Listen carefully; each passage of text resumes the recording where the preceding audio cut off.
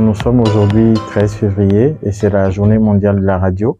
Et donc, dans ce cadre-là, le studio Yafa étant au cœur de production radiophonique à travers l'ensemble du territoire, c'était pour nous l'occasion d'ouvrir nos portes, d'ouvrir le cœur de notre projet à tous ceux qui ont envie de venir voir comment nous travaillons, comment nous produisons toutes ces émissions, tous ces reportages qui sont repris sur l'ensemble du territoire national à travers nos 51 radios partenaires. Et donc, c'est à juste titre qu'il était important pour nous de tenir ce moment, de faire une pause, mais aussi de montrer à tout le monde, en toute transparence, comment nous travaillons, comment nous évoluons et qui sont ceux qui sont derrière ces différentes productions qui sont diffusées sur les ondes.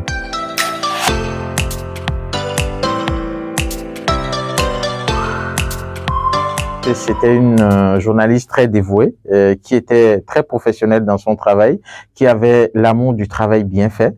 Et pour nous, c'est totalement ce qui anime tous les journalistes et toutes les équipes au studio Yafa. Donc, elle est vraiment une description de ce professionnalisme-là, de cet amour du travail bien fait et de cet amour du prochain aussi. C'est des éléments que j'ai pu entendre concernant cette journaliste Safia.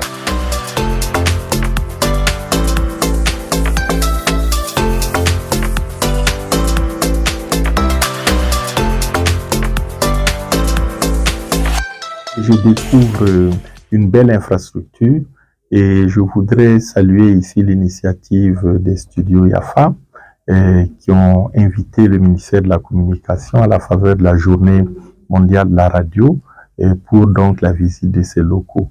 Je vois une équipe dynamique, compétente, jeune, qui a un travail énorme et je constate également que bon nombre de radios locales utilisent les programmes qui sont proposés par les studios Yafa.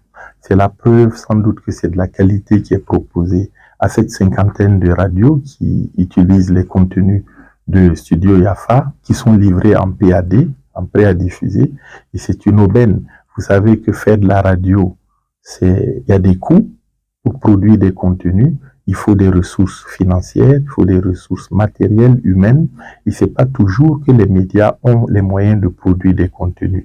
Donc, quand on leur livre des programmes prêts à diffuser, c'est une aubaine, ça leur permet de meubler leur grille des problèmes et leur grille de programme donc dans des conditions vraiment idoines. Donc le ministère ne peut que saluer cette initiative des studios Yafa et puis les encourager à aller de l'avant. C'est leur dire qu'ils ont une grosse responsabilité parce qu'ils s'adressent à des millions et des millions d'auditeurs, on va dire, et donc leur responsabilité est grande, mais je sais compter sur leur professionnalisme et pour donc continuer à produire des programmes de qualité.